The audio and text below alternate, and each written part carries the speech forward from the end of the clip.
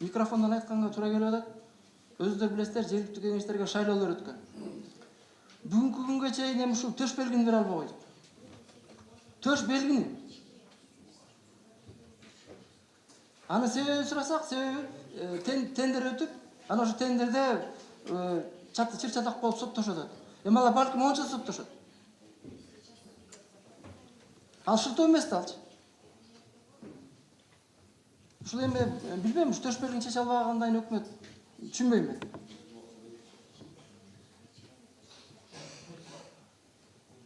Бияктан сунуш чыгат, бул өзүңүздүн бербейсиздер. Мен берет элем. Жогорку кеңеште, айылдык кеңеште жазылып болсун. Ушундай бир майда маселелер бар да.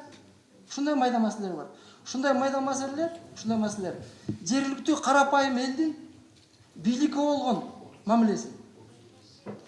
Ошол бийликтин кадыр баркына сөзсүз түрдө залакасын тийгизип атат. Майда эле маселелер ушулар, кажется. Майда эле маселелер.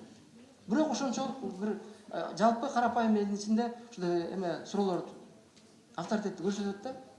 Анан жанагыдай айыл ичиндеги түшүнбөстүктөр болуп келип туруп анан уруш чатакка чыгып кетет. Башында майда эле маселе көрүнөт.